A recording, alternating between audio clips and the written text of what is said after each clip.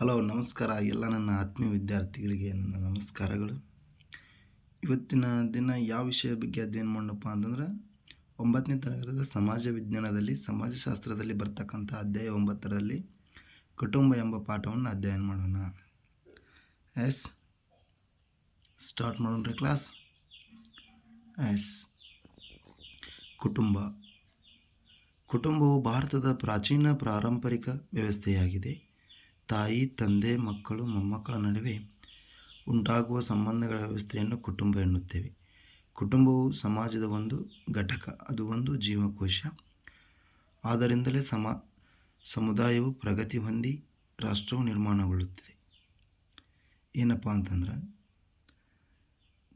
ಸಮಾಜದ ಒಂದು ಚಿಕ್ಕ ಘಟಕ ಯಾವುದಂತ ಕರಿತೀವಪ್ಪ ಅಂದ್ರೆ ಕುಟುಂಬ ಅಂತ ಕರಿತೀವಿ. ಕುಟುಂಬ ಏನೇನು ಒಳಗೊಂಡಿರ್ತೈತಪ್ಪ ಅಂದರೆ ತಾಯಿ, ತಂದೆ, ಮಕ್ಕಳು, ಮೊಮ್ಮಕ್ಕಳನ್ನ ಒಳಗೊಂಡ ವ್ಯವಸ್ಥೆಗೆ ಏನಂತ ಕರಿತೀವಪ್ಪ ಅಂದ್ರೆ ನಾವು ಕುಟುಂಬ ಅಂತ ಕರಿತೀವಿ.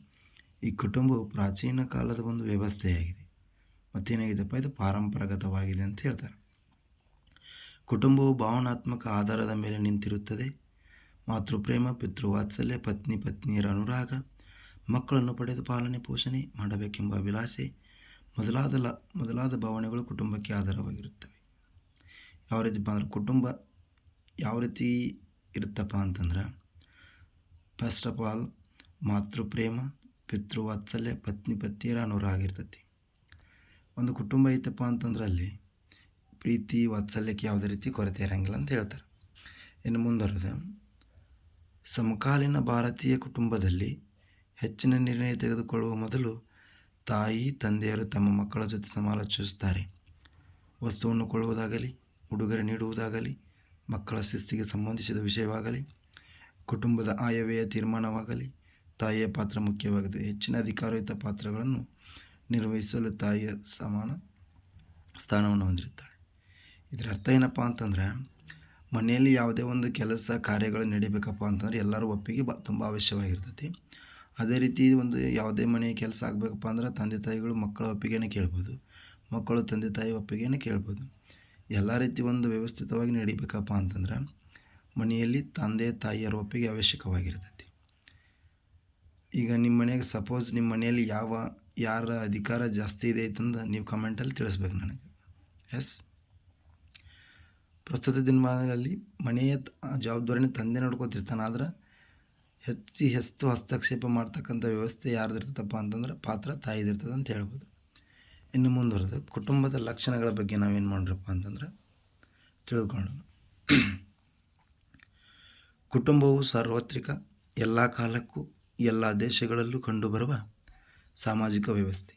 ಸಮಾಜದ ಎಲ್ಲ ವ್ಯವಸ್ಥೆಗೂ ಇದು ಕೇಂದ್ರವಾಗಿದೆ.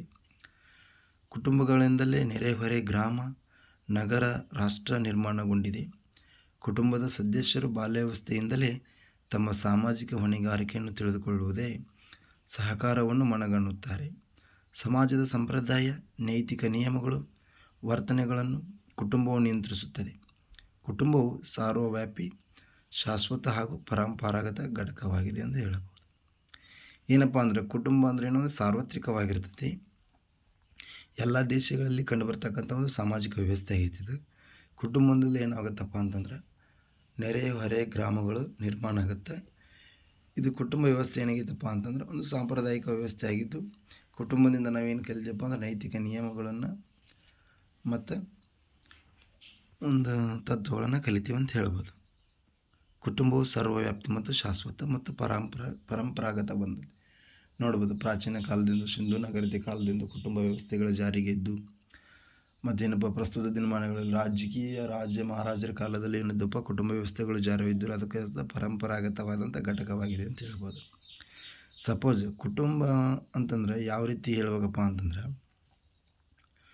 ಏನಪ್ಪ ಅಂತಂದ್ರೆ ಎಲ್ಲರೂ ಒಂದೇ ಮನೆಯಲ್ಲಿ ವಾಸ ಮಾಡ್ತಿರ್ತಾರೆ ಫಸ್ಟ್ ಆಫ್ ಆಲ್.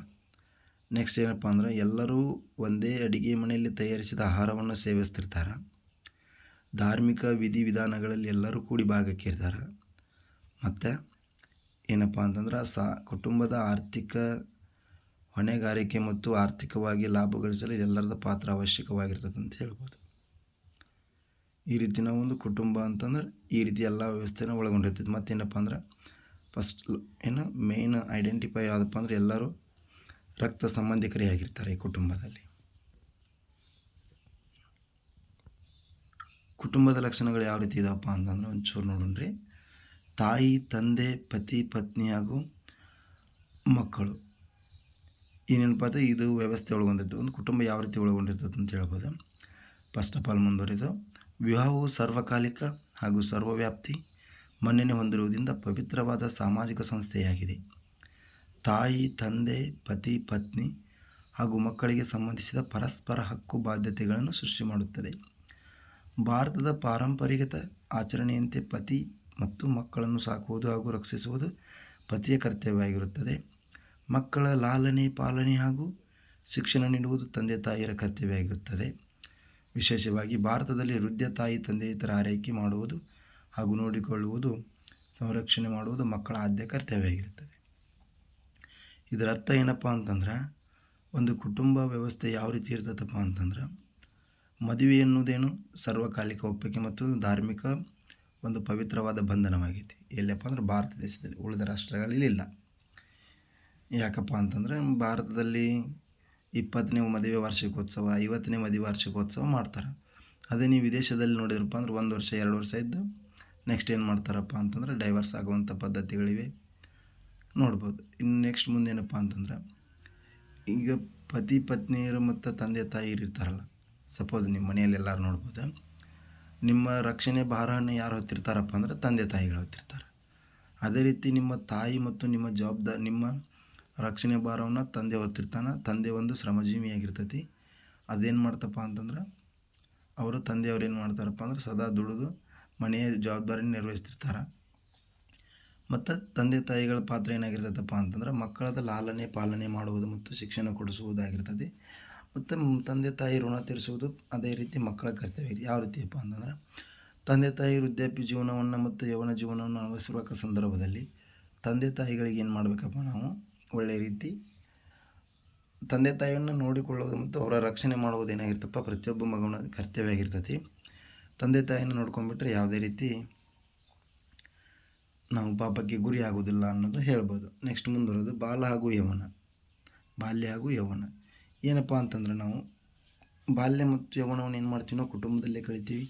ಯಾವ ರೀತಿಯಪ್ಪ ಅಂತಂದ್ರೆ ಅದು ಹಂತ ಹಂತವಾಗಿ ಯಾವಪ್ಪ ನಾವು ಪ್ರಥಮ ಬಾರಿಗೆ ಏನು ಮಾಡ್ತೀವಪ್ಪ ಅಂತಂದ್ರೆ, ನಾವು ಮನೆಯ ಕುಟುಂಬದಿಂದಲೇ ಏನು ಮಾಡ್ತೀವಿ, ಮಾತೃಭಾಷೆಯನ್ನು ಕಲಿಯೋದಾಗಿರ್ಬೋದು, ನೈತಿಕ ನಿಯಮಗಳನ್ನು ಕಲಿಯೋದಾಗಿರ್ಬೋದು. ಅದೇ ರೀತಿ ನಮಗೆ ಬೇಡಿಕೆಗಳನ್ನೆಲ್ಲ ಯಾವ ನೀಡ್ತೈತಪ್ಪ ಅಂದ್ರೆ ಕುಟುಂಬ ನೀಡ್ತೈತಿ. ಮತ್ತೇನಪ್ಪ ಅಂತಂದ್ರೆ, ಒಂದು ವ್ಯವಸ್ಥಿತವಾದಂಥ ಒಂದು ನಮ್ಮ ಬದುಕನ್ನು ಕಟ್ಟಿಕೊಡಲು ಕುಟುಂಬ ಆಶ್ರಯ ಆಗಿರ್ತೈತಿ. ಮತ್ತು ಅದೇ ರೀತಿ ಯೌವನದಲ್ಲಿ ಬಂದಾಗ ಏನು ಮಾಡ್ತೀವಪ್ಪ ಅಂದ್ರೆ, ನನ್ನ ಸಹಚರರೊಂದಿಗೆ, ಸ್ನೇಹಿತರೊಂದಿಗೆ ಏನು ಮಾಡ್ತೀವಿ, ಅವರಿಂದ ಒಂದಿಷ್ಟು ಕಲಿಕೆಯ ಮೂಲಕ ನಮ್ಮಲ್ಲಿ ಯಾವುದೇ ರೀತಿಯಪ್ಪ ಅಂತಂದ್ರೆ, ಯಾವುದೇ ರೀತಿ ಸಮಸ್ಯೆಗಳು ಬಂದಂಥ ತಂದೆ ತಾಯಿಯಿಂದ ಹೇಳ್ಕೊಳ್ಳಾರ್ದಂಥ ವಿಚಾರಗಳನ್ನು ಸ್ನೇಹಿತರೊಂದಿಗೆ ಹೇಳ್ಕೊಂಡು ಏನು ಮಾಡ್ತೀವಪ್ಪ ಅಂದ್ರೆ ನಾವು ಸಮಸ್ಯೆಗೆ ಸರಿಯಾದ ರೀತಿಯನ್ನು ಬಗೆಹರಿಸ್ಕೊಳ್ತೀವಿ. ಈ ಕುಟುಂಬದಿಂದ ಆಗಿರ್ಬೋದು, ಸಮಾಜದಿಂದ ಕಲಿತಂಥ ಎಲ್ಲ ರೀತಿಯನ್ನು ಏನು ಮಾಡ್ತೀವಪ್ಪ ಅಂದ್ರೆ ನಾವು ನಮ್ಮದು ಒಂದು ಹುಟ್ಟಿನಿಂದ ಹಿಡಿದು ಮುಪ್ಪಿನವರೆಗೆ ಏನು ಮಾಡ್ತೀವಪ್ಪ, ಎಲ್ಲವನ್ನು ನಾವು ಕಲಿತಾ ಹೋಗ್ತಾ ಇರ್ತೀವಿ. ಮಾನವ ಏನಪ್ಪ ಅಂತಂದ್ರೆ ಒಂದು ಪ್ರತಿದಿನ ಪ್ರತಿ ಕ್ಷಣವನ್ನು ಕಲಿಬೇಕಾದಂಥ ವಿಷಯಗಳು ತುಂಬ ಇರ್ತವೆ. ನೆಕ್ಸ್ಟ್ ಮುಂದುವರೆದು ಕುಟುಂಬ ಮತ್ತು ಪೀಳಿಗೆಗಳು. ಯಾವ ರೀತಿಯನ್ನು ನಾವು ಕುಟುಂಬ ಮತ್ತು ಪೀಳಿಗೆಯನ್ನು ವಿವರಿಸ್ತೀವಪ್ಪ ಅಂತಂದ್ರೆ, ತಂದೆ ತಾಯಿ, ಈ ಕುಟುಂಬ ಅಂದರೆ ಏನಪ್ಪ ಅಂದರೆ ಎಲ್ಲರೂ ರಕ್ತ ಸಂಬಂಧಿಕರು ಇರ್ತಾರೆ ಅಂತ ಹೇಳ್ಬೋದು. ಇನ್ನು ತಂದೆ ತಾಯಿ, ಮಕ್ಕಳು, ಅಜ್ಜಿ ಅಜ್ಜ ಮತ್ತು ಚಿಕ್ಕಪ್ಪ ದೊಡ್ಡಪ್ಪ ಎಲ್ಲ ವ್ಯವಸ್ಥೆ ಒಳಗೊಂಡಿರ್ತಾವೆ. ವ್ಯವಸ್ಥೆಯನ್ನು ಕುಟುಂಬ ಅಂತೀವಿ. ಕುಟುಂಬದಲ್ಲಿರ್ತಕ್ಕಂಥ ನಿಮ್ಮ ಅಜ್ಜಿ ಅಜ್ಜಕ್ಕೆ ಏನಂತ ಕರೀತಾರಪ್ಪ ಅಂದ್ರೆ ಹಿರಿಯ ಪೋಷಕರು ಅಂತ ಕರಿತೀವಿ. ಅದೇ ನಿಮ್ಮ ತಂದೆ ತಾಯಿನ ಏನಂತೀವಿ, ಪೋಷಕರು ಅಂತ ಕರಿತೀವಿ.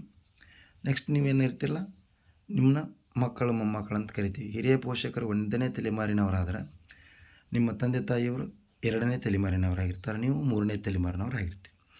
ಈ ರೀತಿ ನಾವು ನೋಡ್ತೀವಿ. ಕುಟುಂಬದಲ್ಲಿ 1-2 ಪ್ರಕಾರಗಳನ್ನು ಮಾಡ್ತೀವಿ. ಯಾವ ರೀತಿಯಪ್ಪ ಅಂತಂದ್ರೆ, ಅದು ಯಾವ ರೀತಿಯಪ್ಪ ಅಂತಂದ್ರೆ, ತಾಯಿ ತಂದೆ ಮಕ್ಕಳಿಂದ ಕೂಡಿದ ಕುಟುಂಬವನ್ನು ಏನಂತ ಕರಿತೀವಪ್ಪ ಅಂದ್ರೆ ನಾವು ಕೇಂದ್ರ ಕುಟುಂಬ ಅಂತ ಕರಿತೀವಿ. ಏನಪ್ಪ ಅಂತಂದರೆ ಇದರ ವಿಸ್ತರಣೆ ಏನಾಗಿರ್ತೈತಿ, ಸಂಕೀರ್ಣತೆಯಿಂದ ಕೂಡಿರ್ತೈತಿ. ಇದ್ರ ಗಾತ್ರದಿಂದ ಚಿಕ್ಕದಾಗಿ ಕಾಣಿರ್ತದೆ. ಅದಕ್ಕೆ ಏನಂತಪ್ಪ ಅಂತಂದ್ರೆ ಕೇಂದ್ರ ಕುಟುಂಬ ಅಂತ ಕರಿತೀವಿ, ಅಥವಾ ವಿಭಕ್ತ ಕುಟುಂಬ ಅಂತಲೂ ಕರಿತೀವಿ. ಇನ್ನು ನೆಕ್ಸ್ಟ್ ಏನಪ್ಪ ಅಂತಂದ್ರೆ ಇದು ಕೇಂದ್ರ ಕುಟುಂಬ ಏನಾಗಿರ್ತದೆ, ಎರಡು ಅಥವಾ ಒಂದು ಅಥವಾ ಎರಡು ತಲೆಮಾರನ್ನು ಹೊಂದಿರ್ತೈತಿ.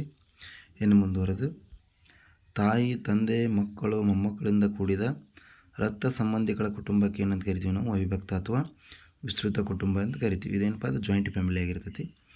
ಇದು 3 ಅಥವಾ 3ಕ್ಕಿಂತ ಹೆಚ್ಚು ತಲೆಮಾರನ್ನು ಹೊಂದಿರತಕ್ಕಂಥ ವ್ಯವಸ್ಥೆ ಆಗೈತಿ. ಇವರಿದ್ದೇನಪ್ಪ ಕೇಂದ್ರ ಮತ್ತು ವಿಸ್ತೃತ ಕುಟುಂಬ ಅಂತೇಳಿ ನಾವು ವಿವರಿಸ್ತೇವೆ. ಇನ್ನು ಮುಂದುವರೆದೇನಪ್ಪ ಅಂದ್ರೆ ಕುಟುಂಬದ ಪ್ರಕಾರಗಳು. ಯಾವ ರೀತಿ ಕುಟುಂಬಗಳನ್ನು ಮಾಡ್ತೀವಪ್ಪ ಅಂತಂದ್ರೆ ನಾವು ಅಧಿಕಾರ ಮತ್ತು ಗಾತ್ರದ ಆಧಾರದ ಮೇಲೆ ಕುಟುಂಬದ ಪ್ರಕಾರಗಳನ್ನು ಮಾಡ್ತೀವಿ. ಅಧಿಕಾರ ಯಾವುದಪ್ಪ ಅಂತಂದರೆ ಪಿತೃಪ್ರಧಾನ ಮತ್ತು ಮಾತೃಪ್ರಧಾನ ಎಂಬ 2 ಪ್ರಕಾರಗಳನ್ನು ಮಾಡಿದ್ರೆ, ಇನ್ನು ಗಾತ್ರದ ಆಧಾರದ ಮೇಲೆ ವಿಭಕ್ತ ಮತ್ತು ಅವಿಭಕ್ತ ಅಥವಾ ಕೇಂದ್ರ ಅಥವಾ ಮತ್ತು ವಿಸ್ತೃತ ಕುಟುಂಬ ಅಂತೇಳಿ 2 ವಿಧಗಳನ್ನು ಮಾಡ್ತೀವಿ. ಇನ್ನು ಮುಂದುವರಿದ ಪಿತೃಪ್ರಧಾನ ಕುಟುಂಬ ಎಂದರೆ ತಂದೆಯ ಒಡೆಯನಾಗಿರುವ ಹಾಗೂ ಅವನ ಹೆಸರಿನಲ್ಲೇ ಆಸ್ತಿಪಾಸ್ತಿಗಳ ವಹಿವಾಟು ನಡೆಯುವ ಕುಟುಂಬವನ್ನು ಪಿತೃಪ್ರಧಾನ ಕುಟುಂಬ ಎನ್ನುತ್ತೇವೆ. ಪಿತೃಪ್ರಧಾನ ಕುಟುಂಬಗಳು ಎಲ್ಲೆಲ್ಲಿ ಕಂಡು ಬರ್ತಾವಪ್ಪ ಅಂದ್ರೆ ಭಾರತ, ಚೀನಾ, ರೋಮ್, ಈಜಿಪ್ಟ್ ಮೊದಲಾದ ದೇಶಗಳಲ್ಲಿ ಹಿಂದಿನಿಂದಲೂ ಅಸ್ತಿತ್ವವಿವೆ, ಈಗಲೂ ಸಹ ಅಸ್ತಿತ್ವದಲ್ಲಿವೆ. ಪಿತೃಪ್ರಧಾನ ಕುಟುಂಬಪ್ಪ ಅಂತಂದರೆ ನಿಮ್ಮ ಮನೆ ಜವಾಬ್ದಾರಿಯನ್ನು ಎಲ್ಲ ತಂದೆ ಹೊತ್ತಿರ್ತಾನೆ. ಯಾವ ರೀತಿಯಪ್ಪ ಅಂದ್ರೆ ಲಾಭ ಆಗಿರ್ಬೋದು, ನಷ್ಟ ಆಗಿರ್ಬೋದು. ಈಗ ಬೆಸ್ಟ್ ಏನಪ್ಪ ಅಂತಂದರೆ, ನೀವೀಗ ನಿಮ್ಮ ಮನೆ ಎಲ್ಲ ರೀತಿ ಆರ್ಥಿಕ ವ್ಯವಹಾರವನ್ನು ಯಾರು ನೋಡ್ಕೊತಿರ್ತಾರೆ, ನಿಮ್ಮ ತಂದೆನೇ ನೋಡ್ಕೊತಿರ್ತಾನೆ. ಅದು ಯಾವ ರೀತಿಯಪ್ಪ ಅಂತಂದ್ರೆ, ನಿಮ್ಮ ಮನೆಗೆ ಆಸ್ತಿ ಪಾಸ್ತಿ ಎಲ್ಲ ಅವನ ಹೆಸರಲ್ಲಿ ಹೋಗಿರ್ತಾವೆ, ನಡೀತಿರ್ತಾವೆ.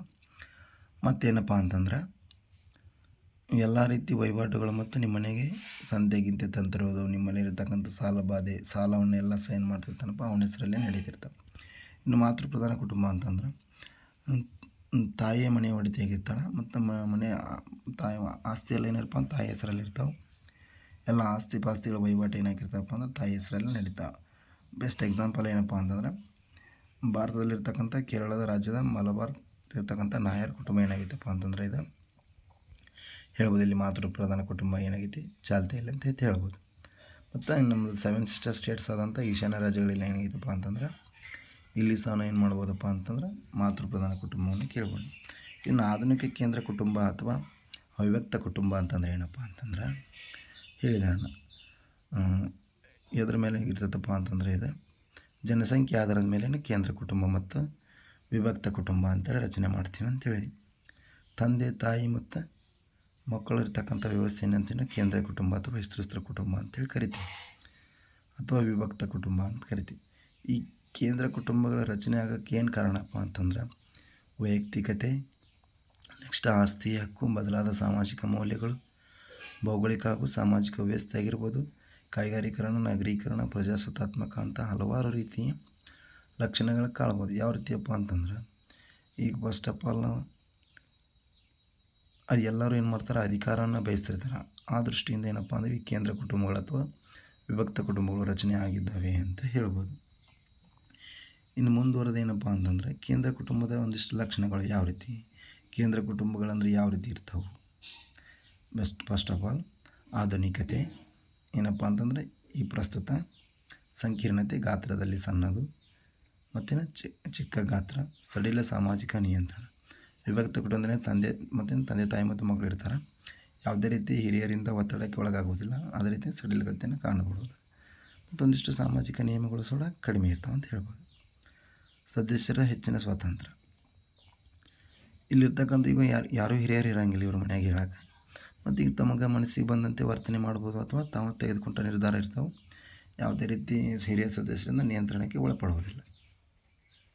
ಹೀಗಾಗಿ ಏನಾಗುತ್ತಪ್ಪ, ಹೆಚ್ಚು ಸ್ವಾತಂತ್ರ್ಯ ಕಾಣ್ಬೋದು. ಇನ್ನು ಅವಿಭಕ್ತ ಕುಟುಂಬ ಅಂತೇಳೀನಿ. ಏನಪ್ಪ ಅಂತಂದ್ರೆ 3 ತಲೆಮಾರಿನ ಜನರು ವಾಸಿಸ್ತಕ್ಕಂಥ ವ್ಯವಸ್ಥೆ ಏನಂತ ಕರಿತೀವಪ್ಪ ಅಂತಂದ್ರೆ ನಾವು ರಕ್ತ ಸಂಬಂಧಿಕರು ಹೊಂದಿರುವುದನ್ನು ಏನು ಕರಿತೀವಿ ನಾವು ಕುಟುಂಬ ಅಂತ ಕರಿತೀವಿ. ಅವಿಭಕ್ತ ಕುಟುಂಬದಲ್ಲಿ ಪತಿ, ಪತ್ನಿ, ಅವರ ಮಕ್ಕಳು, ಮೊಮ್ಮಕ್ಕಳು, ಮರಿ ಮಕ್ಕಳು ಹೀಗೆ 2ಕ್ಕಿಂತಲೂ ಹೆಚ್ಚು ತಲೆಮಾರಿನ ಜನರು ವಾಸಿಸ್ತಕ್ಕಂಥ ಒಂದು ವ್ಯವಸ್ಥೆ ಏನಂತ ಕರಿತೀವಪ್ಪ ಅಂದ್ರೆ ನಾವು ಅವಿಭಕ್ತ ಕುಟುಂಬ ಅಂತ ಕರಿತೀವಿ. ಅವಿಭಕ್ತ ಕುಟುಂಬದ ಲಕ್ಷಣಗಳು ಯಾವ ರೀತಿ ಇದಾವಪ್ಪ ಅಂತಂದ್ರೆ ನೋಡೋಣ್ರಿ. ಇದೇನಾಗೈತಪ್ಪ ಅಂತಂದ್ರೆ ಫಸ್ಟ್ ಆಫ್ ಆಲ್ ಅವಿಭಕ್ತ ಅಂದರೆ ಏನಪ್ಪ ಅಂತಂದರೆ ಇದು ಗಾತ್ರದಲ್ಲಿ ದೊಡ್ಡದಾಗಿರ್ತೈತಿ. ನೋಡಿ ಯಾಕಪ್ಪ ಅಂತಂದ್ರೆ 1 ಅಥವಾ ಅದಕ್ಕಿಂತ ಹೆಚ್ಚು ತಲೆಮಾರಿನ ಜನರು ವಾಸಿಸ್ತಿರ್ತಾರೆ. 15, 20, 30 ಜನ ಇದರೊಳಗೆ ಇರ್ತಾರೆ. ಆದ್ದರಿಂದ ಏನಪ್ಪ ಅಂತಂದರೆ ಗಾತ್ರದಲ್ಲಿ ದೊಡ್ಡದಾಗಿದ್ದಾಗಿತ್ತು ಅಂತ ಹೇಳ್ಬೋದು. ಮತ್ತು ಎಲ್ಲ ರಕ್ತ ಸಂಬಂಧಿಕರೇ ಆಗಿರ್ತಾರೆ. ರಕ್ತ ಸಂಬಂಧಿಗಳು ಒಂದೇ ಮನೆಯಲ್ಲಿ ನಿರಂತರವಾಗಿ ಒಟ್ಟಿಗೆ ವಾಸಿಸುತ್ತಿರ್ತಾರೆ. ಕುಟುಂಬವೇನಾಗಿರ್ತದಪ್ಪ ಅಂತಂದ್ರೆ ಗಾತ್ರದಲ್ಲಿ ದೊಡ್ಡಾಗಿರುತ್ತೆ. ಇನ್ನು ಆಸ್ತಿ ಏನಪ್ಪ ಅಂದ್ರೆ ಮನೆಯ ಹಿರಿಯ ಸದಸ್ಯನ ಮೇಲೆ ಏನಾಗಿರ್ತದಪ್ಪ ಅಂದರೆ ಕುಟುಂಬದ ಸದಸ್ಯರಲ್ಲೂ ಆಸ್ತಿ ಮಾಲೀಕತ್ವ ಹೊಂದಿರುತ್ತಾರೆ. ಇಂಥ ಮಾಲೀಕತ್ವ ಸಂಪಾದನೆ ಹಾಗೂ ಸಂಪತ್ತಿನ ಬಳಕೆಯ ಸಾಮರಸ್ಯದಿಂದ ನಡೆಯುತ್ತದೆ. ಅವಿಭಕ್ತ ಕುಟುಂಬವು ಸದಸ್ಯರ ಪರಸ್ಪರ ಸಹಕಾರದಿಂದ ನಡೆಯುತ್ತದೆ. ಅದರ ಯಜಮಾನನ ಧರ್ಮದರ್ಶಿಯಾಗಿ ಕೆಲಸ ಮಾಡುತ್ತಾರೆ. ಸದಸ್ಯರ ಒಪ್ಪಿಗೆಯಿಂದ ಆಸ್ತಿಯ ಮಾರಾಟ ಪರಾಪರೆ ನಡೆಯುತ್ತದೆ. ಏನಪ್ಪ ಅಂದ್ರೆ ಇದು ಅವಿಭಕ್ತ ಕುಟುಂಬದಲ್ಲಿ ಏನಾಗಿರ್ತದಪ್ಪ ಅಂತಂದ್ರೆ ಆಸ್ತಿ ಎಲ್ಲರೂ ಮೇಲೆ ಹಾಕಿರ್ತೈತಿ. ಅದನ್ನು ನೋಡ್ಕೊಳ್ಳೋ ಮಾತ್ರ ಒಬ್ಬ ಹಿರಿಯ ಮನೆಯ ಸದಸ್ಯ ಇರ್ತಾನೆ. ಅದನ್ನು ಮಾರೋದು ಮತ್ತು ಇನ್ನು ಏನಾದರೂ ಹೊಸ ಆಸ್ತಿಯನ್ನು ಹಿಡಿಯೋದಾಗಿರ್ಬೋದು. ಇಂಥ ಎಲ್ಲ ವ್ಯವಸ್ಥೆಯನ್ನು ನಡಿಬೇಕಪ್ಪ ಅಂದ್ರೆ ಮನೆಯ ಎಲ್ಲ ಸದಸ್ಯರನ್ನಾಗಿ ಒಪ್ಪಿಗೆ ತಗೊಂಡು ಮಾಡ್ಬೇಕಂತ ಆಗಿರ್ತೈತಿ. ನಾನು ಹೇಳಿದೆ ವಾಸಸ್ಥಳ ಎಲ್ಲರೂ ಏನು ಮಾಡ್ತಾರಪ್ಪ ಅಂತಂದ್ರೆ ಒಂದೇ ಮನೆಯಲ್ಲಿ ವಾಸ ಮಾಡ್ತಿರ್ತಾರೆ. ಯಾಕಂದರೆ ಎಲ್ಲರೂ ಏನಾಗಿರ್ತಾರಪ್ಪ ಅಂದ್ರೆ ಎಲ್ಲರೂ ಒಂದೇ ರಕ್ತ ಸಂಬಂಧಿಕರಾಗಿರ್ತಾರೆ. ಅದರಿಂದ ಏನು ಮಾಡ್ತಾರೆ, ತಮ್ಮ ಮಕ್ಕಳು ಮೊಮ್ಮಕ್ಕಳು ಹೆಂಡರು ಎಲ್ಲರೂ ಕೂಡ ಏನು ಮಾಡ್ತಿರ್ತಾರಪ್ಪ ಅಂದ್ರೆ ಒಂದೇ ಮನೆಯಲ್ಲಿ ವಾಸ ಮಾಡ್ತಿರ್ತಾರೆ. ಇದರಿಂದ ಎಲ್ಲ ರೀತಿ ಮೂಲಭೂತ ಸೌಕರ್ಯಗಳನ್ನು ಏನಪ್ಪ ಅಂತಂದರೆ ಎಲ್ಲರೂ ಒಂದೇ ಮನೆಯಲ್ಲಿ ವಾಸ ಮಾಡ್ತಿರ್ತಾರೆ. ಅಡುಗೆ ಮನೆ ನಾಗಾಳೆ ಹೇಳಿದ್ದೆ, ಎಲ್ಲರೂ ಏನು ಮಾಡ್ತಾರಪ್ಪ ಅಂತಂದ್ರೆ ಅಡುಗೆ ಮನೆಯಲ್ಲಿ ತಯಾರಾದಂಥ ಆಹಾರವನ್ನು ತಿಂತಾರೆ. ಎಲ್ಲರೂ ತಿಂತಾರೆ. ಆದರೆ ಏನಪ್ಪ ಅಂತಂದ್ರೆ ಒಂದೇ ಮನೆಯಲ್ಲಿ ತಯಾರಾದಂಥ ಅಡುಗೆ ಕೋಣೆಯಲ್ಲಿ ತಯಾರಾದಂಥ ಆಹಾರವನ್ನು ಏನು ಮಾಡ್ತಾರಪ್ಪ ಅಂದ್ರೆ ಅವಿಭಕ್ತ ಕುಟುಂಬದಲ್ಲಿ ಸೇವನೆ ಮಾಡ್ತಾರೆ. ಅವಿಭಕ್ತ ಕುಟುಂಬದ ಸದಸ್ಯರೆಲ್ಲರೂ ಸಾಮಾನ್ಯವಾಗಿ ಒಂದೇ ಅಡುಗೆ ಮನೆಯಲ್ಲಿ ಆಹಾರ ಸಿದ್ಧಪಡಿಸಿದ ಸೇವನೆ ಮಾಡ್ತಾರೆ ಅಂತ ಹೇಳ್ಬೋದು. ಇನ್ನು ನೆಕ್ಸ್ಟ್ ಮುಂದೆ ಕುಟುಂಬದಲ್ಲಿ ಏನಪ್ಪ ಅಂತಂದ್ರೆ ಧಾರ್ಮಿಕ ವ್ಯವಸ್ಥೆ ನೋಡ್ಬೋದು. ಸಾಮಾನ್ಯವಾಗಿ ಅವಿಭಕ್ತ ಕುಟುಂಬದ ಸದಸ್ಯರು ಒಂದೇ ಧರ್ಮವನ್ನು ನಂಬಿರುತ್ತಾರೆ. ಏಕ ಪ್ರಕಾರವಾದ ದೇವರ ಪೂಜೆಯನ್ನು ಮಾಡುತ್ತಾರೆ. ಪ್ರಮುಖ ವಿಧಿಗಳು, ಆಚರಣೆಗಳು, ವ್ರತಗಳು ಮತ್ತು ನಿತ್ಯ ಪೂಜೆಗಳು ಕುಟುಂಬದ ದೈನಂದಿನ ಚಟುವಟಿಕೆ ಆಗಿರ್ತವೆ. ಯಾವ ರೀತಿಯಪ್ಪ ಅಂತಂದ್ರೆ ನೀವು ನೋಡ್ಬೋದು, ನಿಮ್ಮ ಮನೆಯಲ್ಲಿ ಯಾವುದೇ ರೀತಿ ಕಾರ್ಯಗಳು ಅಥವಾ ಧಾರ್ಮಿಕ ಕಾರ್ಯಗಳು ನಡೆದಂದ್ರೆ ಏನು ಮಾಡ್ತೀರಪ್ಪ ಅಂತಂದ್ರೆ ನೀವು ಎಲ್ಲರೂ ಏನು ಮಾಡ್ತೀರಿ, ವ್ಯವಸ್ಥಿತವಾಗಿ ಕೂಡ್ಕೊಂಡು ಏನು ಮಾಡ್ತೀರಿ, ಆ ಕಾರ್ಯಕ್ರಮವನ್ನು ಏನು ಮಾಡ್ತೀರಿ, ಪೂರ್ಣಗೊಳಿಸ್ತೀರಿ.